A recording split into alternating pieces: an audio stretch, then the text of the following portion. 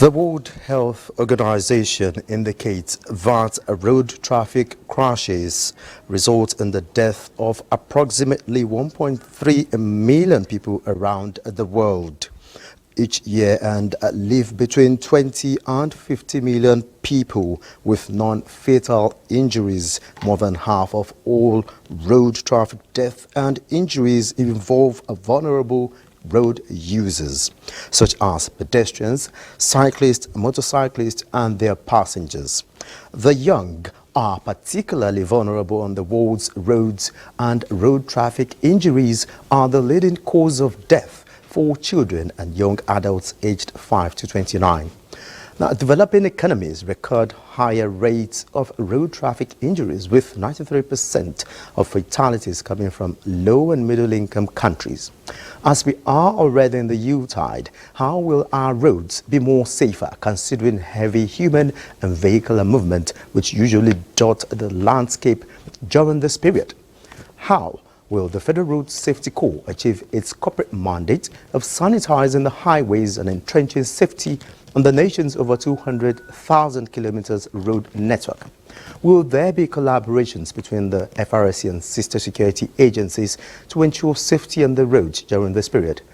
Many questions yearning for answers. Well, these and more will be the focus of our discussions on Weekend File. And my guest is the Corps Marshal, Federal Road Safety Corps, Dauda Alibiu. I am Olajide Bello. First the news.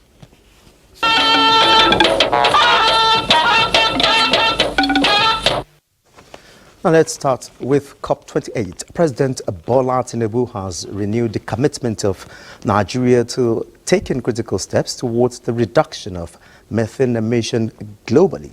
The Nigerian president was one of the world leaders who spoke at a session on methane emission reduction efforts on Day 2 of the World Climate Action Summit in Dubai. President Tinubu acknowledged the damage done to the earth by methane emissions and commended the measures being taken collectively towards climate action. He informed the gathering that Nigeria is consolidating on domestic gas usage and export as part of commitment to energy mix and reduction of carbon emissions.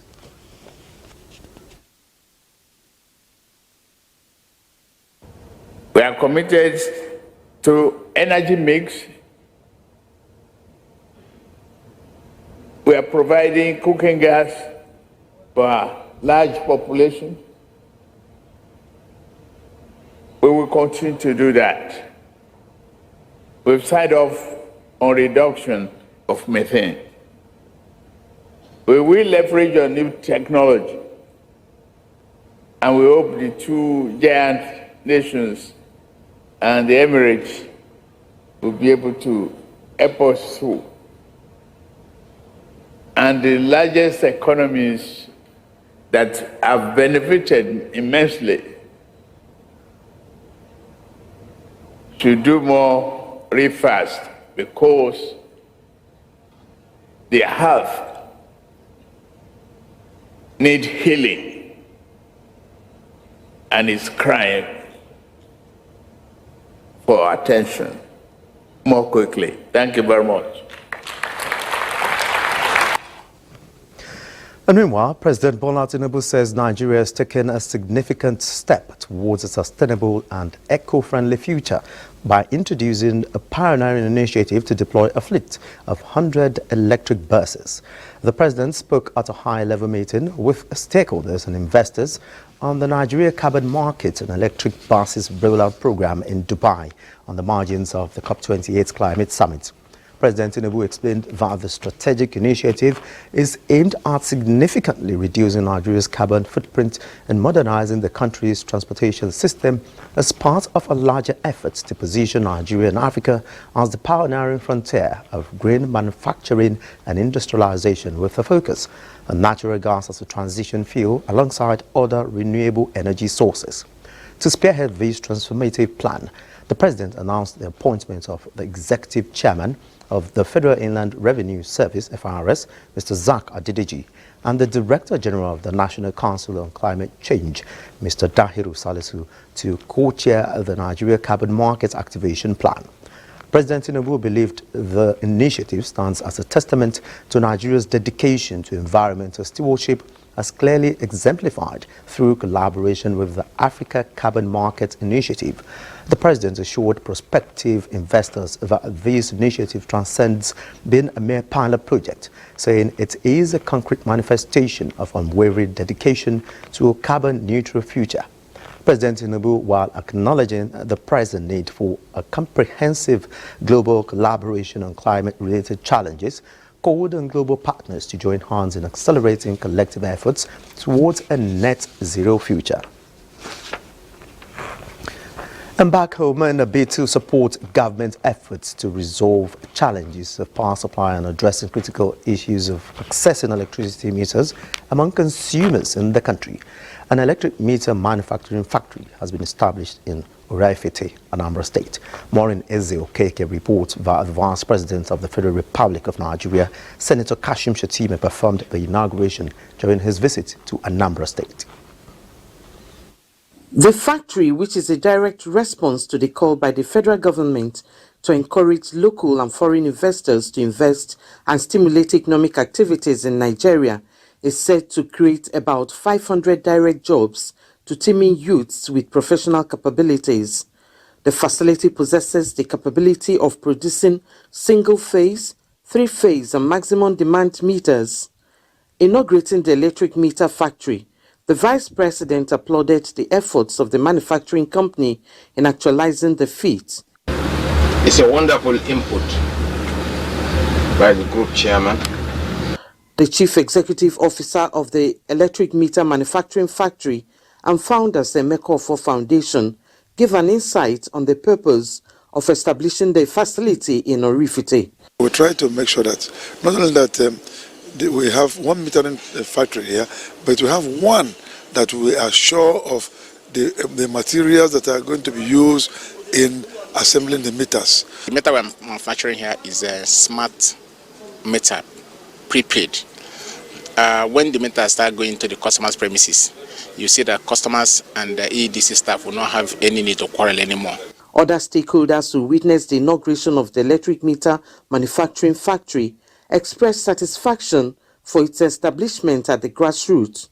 Getting this in Anambra will help on our policy, government policy, to get Anambra State to 24 hours electricity service. What is most remarkable about Emeka Offor is that whatever he does, he still comes home to be part of his people. I believe that if each and every one of us will do something like this, the society will be a very good one for everybody.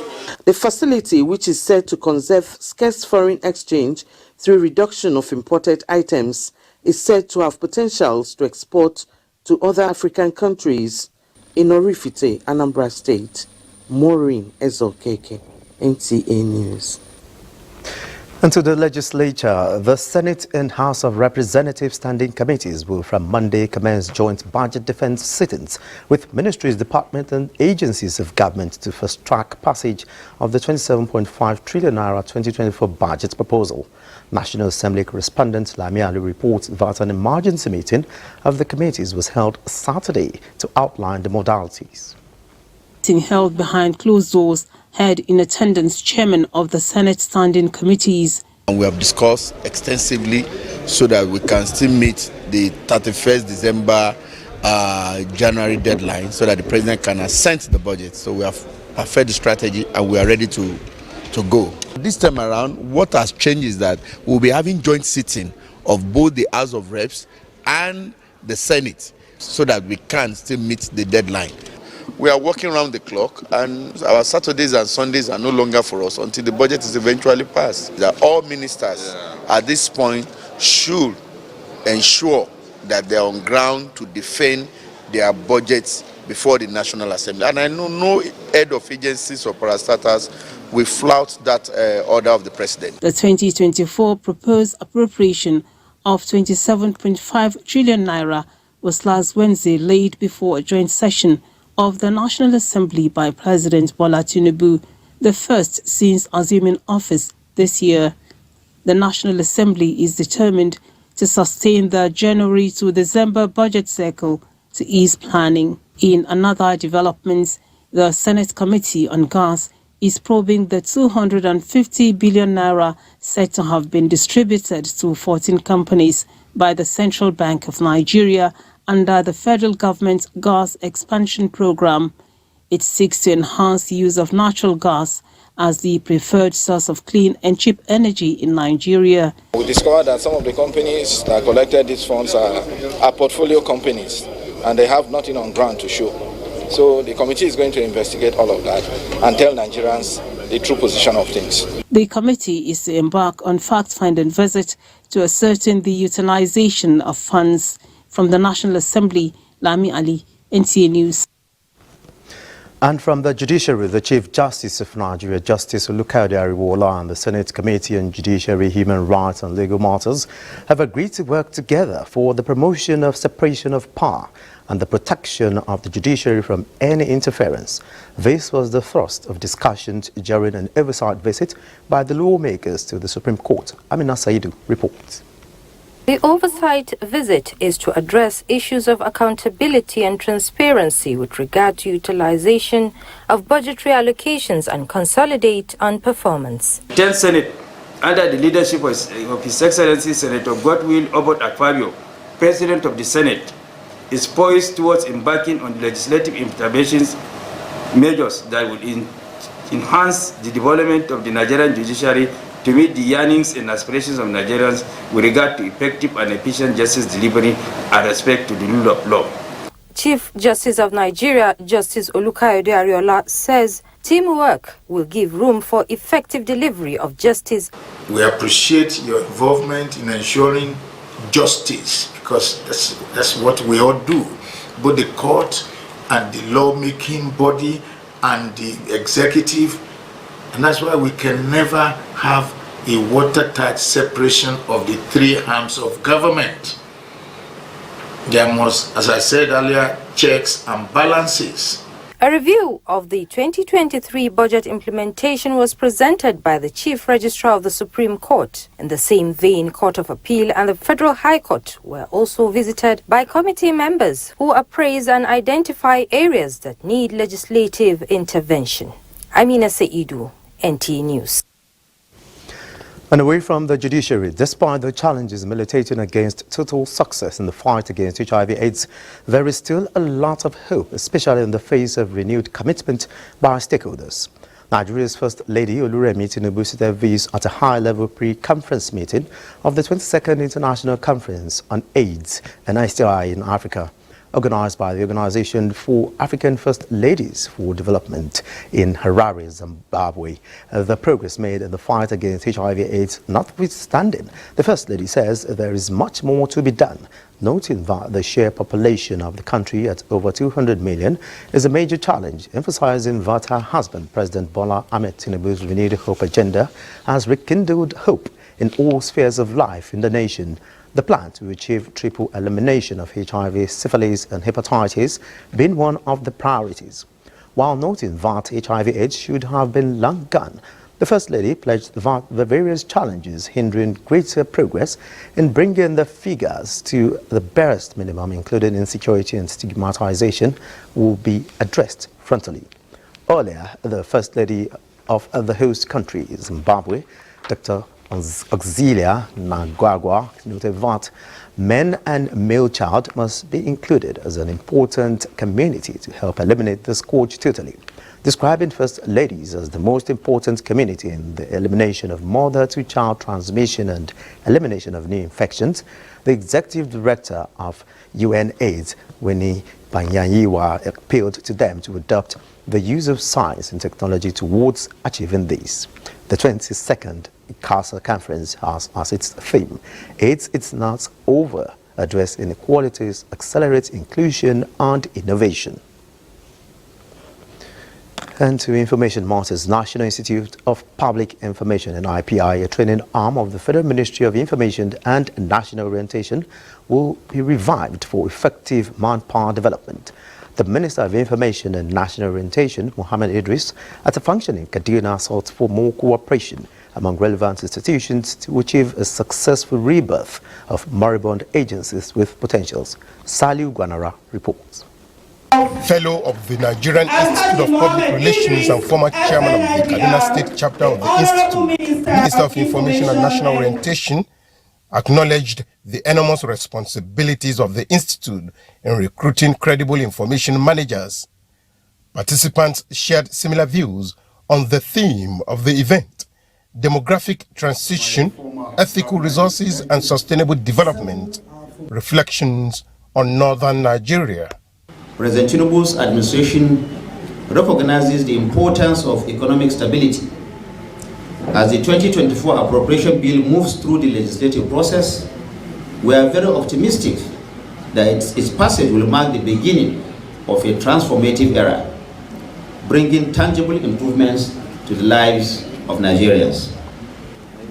When religious people talk about religion and marriage and children, more often they don't talk the truth. They don't tell us the conditions that a polygamy can happen.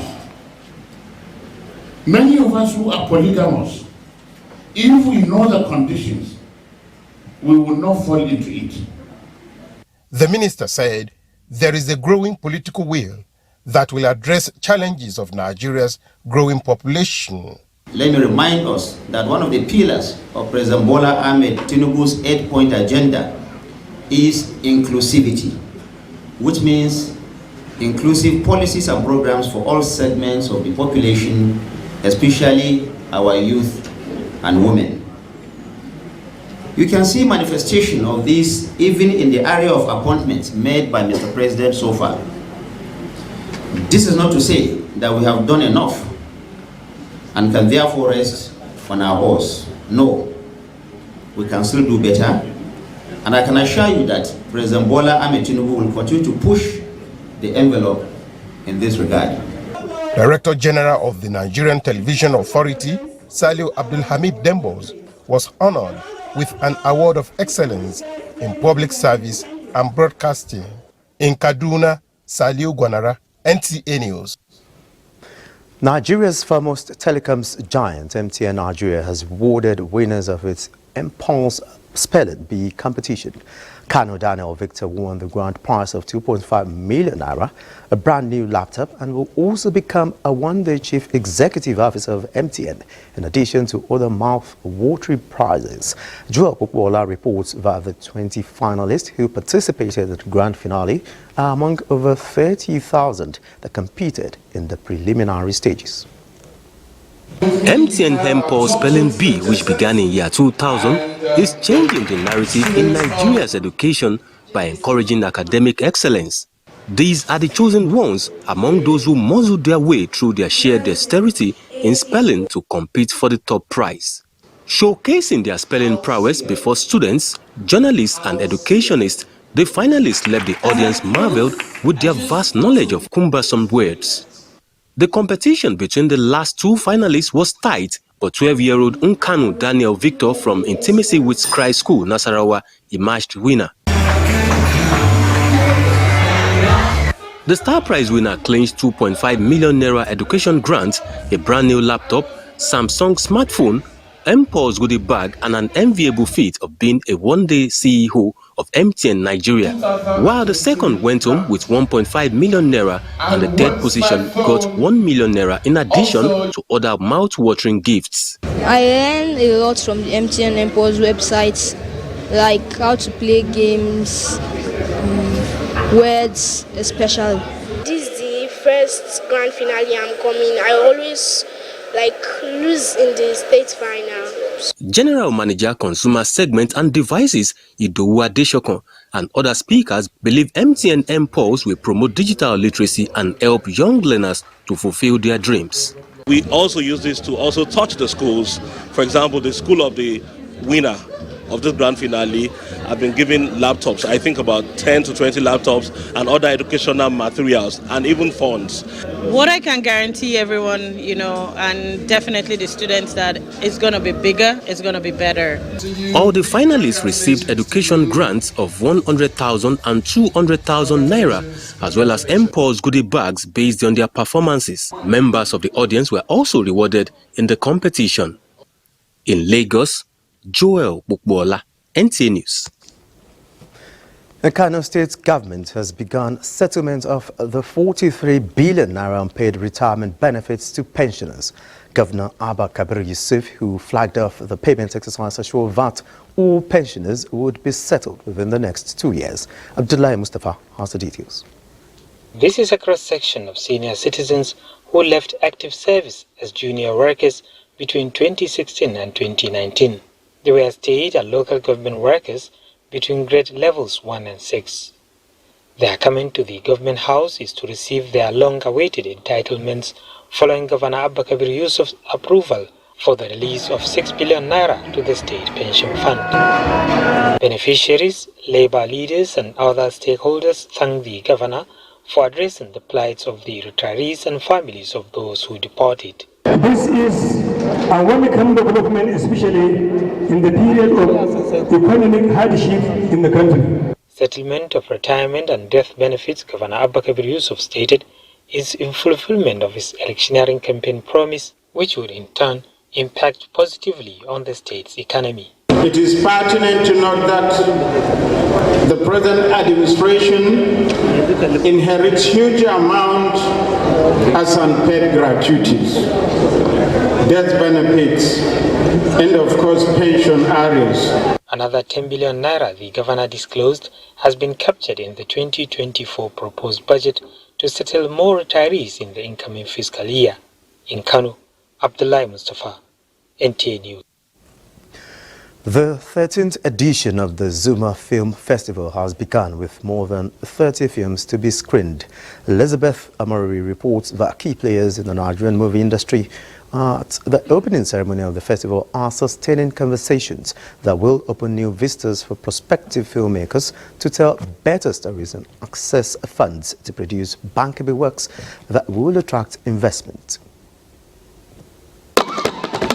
It's another year to assess ingenuity and celebrate cultures and traditions of Nigerians through audiovisual means. You dare stand before me and tell me he eluded you and got away with a memory card? And you decided to flaunt my instructions? This year's edition, organizers say, will showcase some of Nigeria's greatest cultural projects and exhibitions from film entries received. The collaboration is facilitating the development of our local film industry, nurturing homegrown talent and providing a platform for emerging filmmakers. We use this edition to sustain the narratives, to intentionally sustain Zuma Film Festival as an annual event with Abuja as the host city. As a melting pot for domestic and global film professionals, as well as film enthusiasts, its masterclasses also avail filmmakers the opportunity to network and explore co-production opportunities. To understand what animation is all about and how I can also acquire apps that are cheaper to enable me produce my own animation movies. An eye-opener to a lot of things that we feel, we think we have known that are yet to be discovered. The annual event is expected to recognize cinematic excellence and promote quality audiovisual services. Elizabeth Omori, NTA News. The enormous benefits of tourism and culture for all-round development have been compiled in a book for Nigerians to optimize for a robust GDP. Elizabeth Amori reports that the publication titled Harness in Coal Tour for Economic Growth is authored by Chuks Akamadu. And tourism, low-hanging fruits, economists say, are priority areas of the non-oil sector not fully exploited. And the fusion of these key sectors, the author believes, will diversify the economy. The book captures 12 chapters providing adoptable models to drive the diverse cultures to strengthen tourism. Development is about people. Development is about creativity of how people should see what is enjoyment of life. Cultural administration should be left under the care of cultural experts. This book will serve as an instrument for producing a master plan for tourism. The author, while highlighting challenges impeding the growth of the sector, noted that leadership plays a crucial role in tapping benefits. It provides jobs for the local communities. It provides jobs for the teeming youth of this country. The publication, guests insist, will explore prospects for a robust non-oil sector. Elizabeth Omori, NTA News. You're watching Weekend File on the network service of the NTA. More reports. Thanks for being there. Now to road safety. The holiday season is characterized by movement of people from one place to another to make purchases or be with family. But as the travel increases, accident risk also increases. From the commercial city of Kano, Fatima Sanusi Karaye reports that the road safety is on every passenger's mind as the festive period approaches. The report. Kano in northern Nigeria is the largest commercial city in the north that has huge consumer base as well. People from different parts of the nation and even other countries come to this commercially vibrant city to sell or buy products. Because Kano is blessed with several markets, towards every festivity the state witnessed influx of merchants who come to buy or sell products. I'm from Taraba. I came to buy materials and shoes. You know Christmas is around the corner and have a lot of customers that want to buy. Hundreds of thousands of people visit this market on a daily basis with a turnover running into billions of naira daily. Due to the number of people trooping in and out of this city, the volume of traffic increases with high incidences of road traffic infractions. Thus, safety is on the mind of passengers. Rekia, a businesswoman who frequents the road, says she has several near-accident experiences. It's only God that is protecting us. The authorities concerned should do something about these drivers that are just overloading. The problem is some drivers will overload and they may not have good tires. The authorities should always try and checkmate such drivers. As a driver, every morning when you wake up, before you start your motor, you have to check your motor, check your engines, check the water, everything. With thousands of people losing their lives prematurely every year, the Federal Road Safety Corps has called on motorists to drive within speed limit, adding that unless it is enforced, motorists will not abide by the rules and people will keep on losing their lives. Fatima Sanusi Garai, NTA News. Now, joining me to throw more light on the matter is the Corps Marshal, FRSC, Dauda Alibiu. The Corps Marshal, you're welcome to Weekend File. Thank you. Thank you for having me. All right. From the first quarter of the year till now, can you run us through the statistics of road traffic crashes, fatalities, injured and rescued persons in 2023? Yes. In 2023, what we do is to make comparison between what happened this year and last year and see the trend.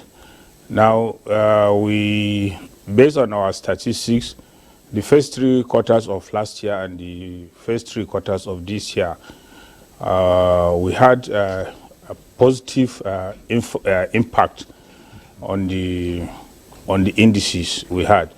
We have been able to bring down crashes by 20%, and then the fatalities and injuries, we have brought that also to 14.5% for the 2 indices.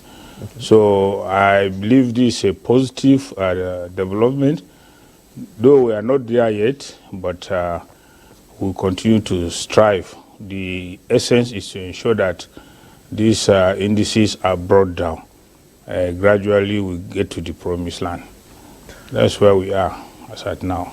All right, Corps Marshal, based on the indices you just gave, definitely there is an improvement in, between the figures you have for last year and this year. Now, can you enumerate some of the causes of road traffic crashes? Yes, there are several causes of road traffic crashes. Key amongst them is speeding, which is the highest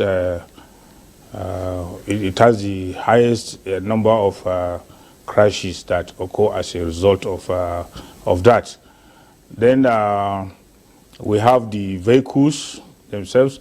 Some of the vehicles are not in good condition, and a vehicle that is not in good condition, of course, it is prone to road traffic crash.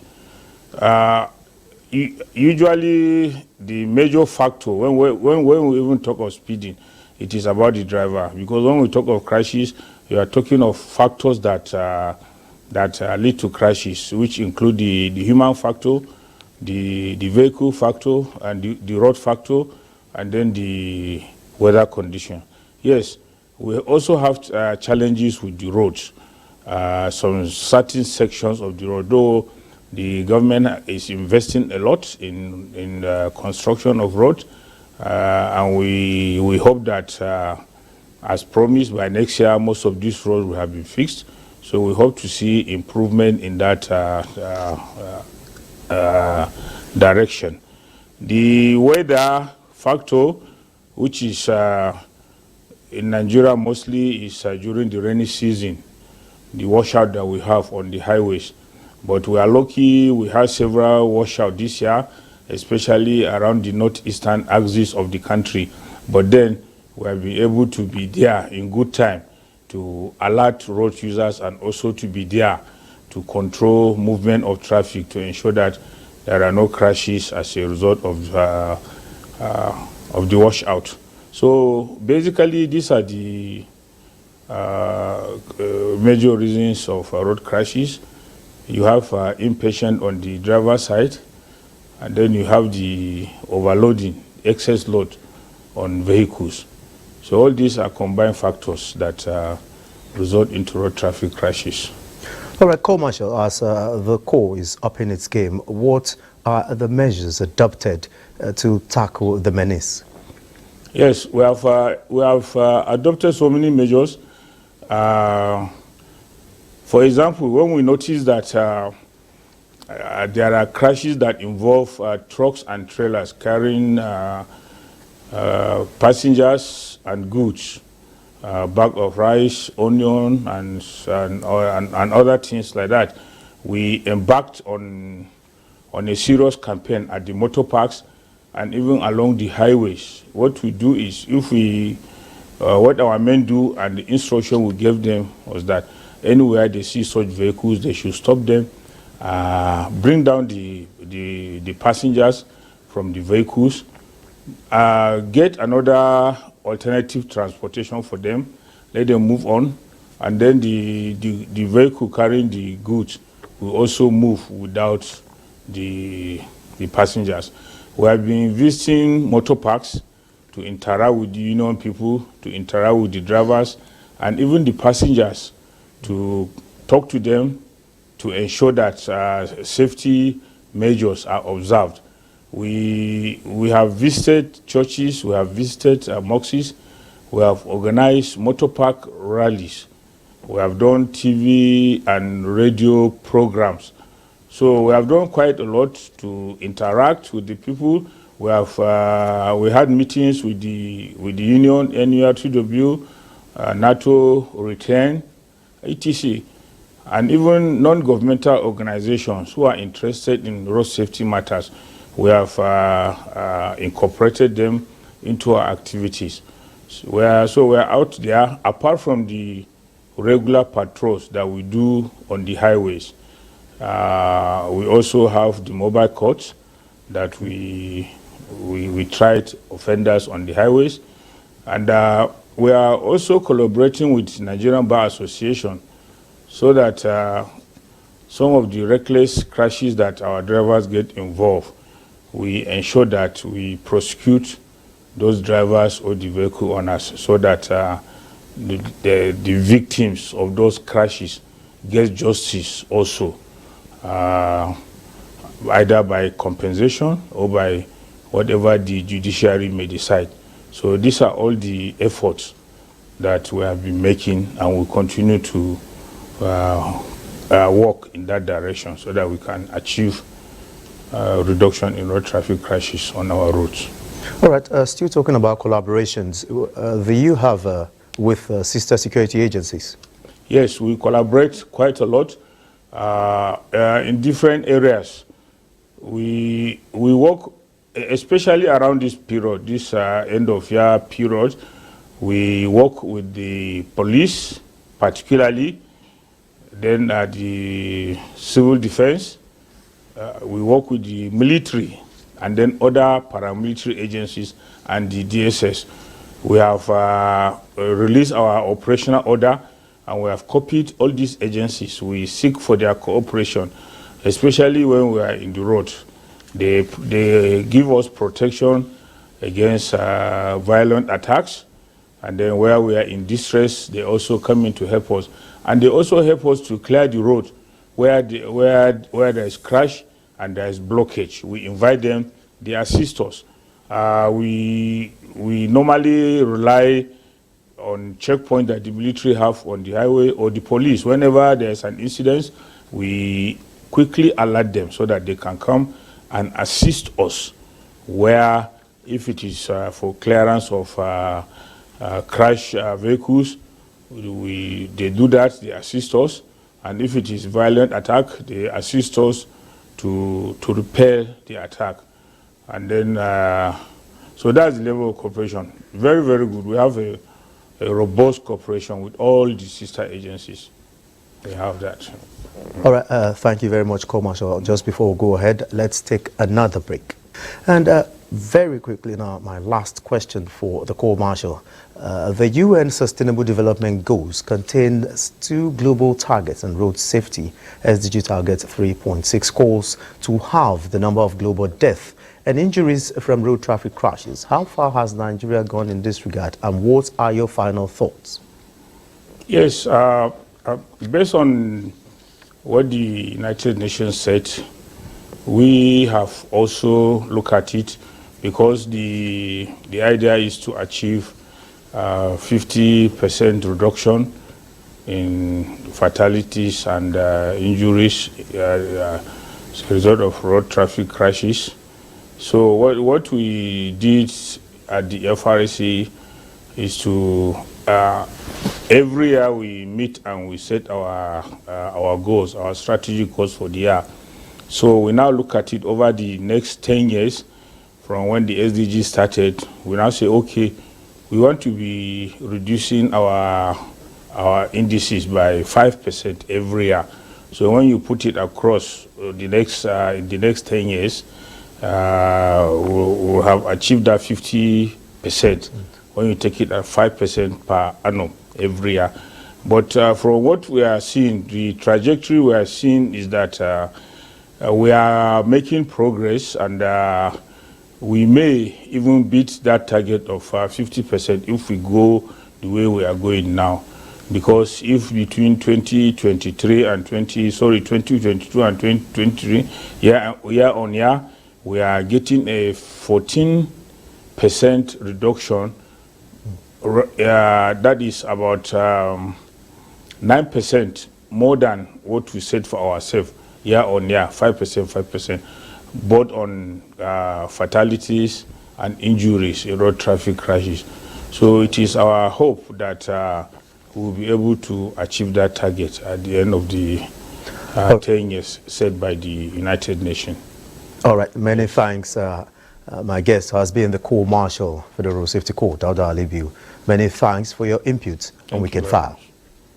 Thank you. Thank you. Another break beckons. Weekend File continues shortly.